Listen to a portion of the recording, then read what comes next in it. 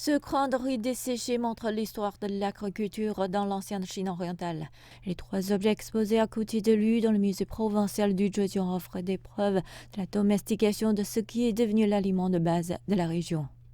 Dans ce bassin ouvert, nous avons trouvé une grande quantité de coques de riz. De tous les vases de poterie découverts sur le site de Changshan, environ 80% contiennent de tels dépôts de céréales. Cela prouve amplement que les habitants d'il y a 10 000 ans consommaient du riz et qu'il était une partie importante de leur alimentation. Nous avons également trouvé les outils agricoles pour enlever les coques, y compris les meules et les massues.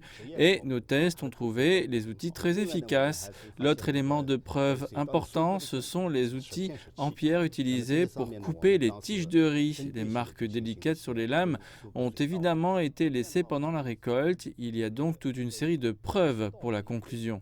Intitulée Rue Begins the 10,000 Years of Zhejiang, l'exposition présente les découvertes les plus significatives du site de la culture Shanshan, laquelle se glorifiait d'avoir l'une des premières traditions de poterie peintre au monde. Une telle culture avancée du riz était un fondement pour la stabilité sociale et la sécurité. C'est ainsi qu'ils pouvaient se permettre le loisir de poursuivre une vie de bonne qualité. D'une certaine manière, cela contribue à corroborer que la culture Changshan est le lieu d'origine pour la culture du riz.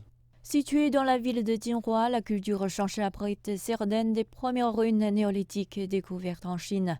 Les fouilles de ces 2 dernières décennies ont révélé des peuplements humains soutenus par la culture du riz. D'un point de vue mondial, le site est considéré comme étant l'avant-garde d'une révolution agricole il y a 10 000 ans.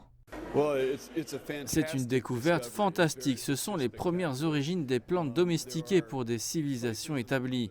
On pense que la culture Shanshan a donné naissance à d'autres cultures à base de riz dans les parties inférieures du fleuve Yangtze. Et les archéologues espèrent que leurs recherches en cours révéleront progressivement une image plus complète.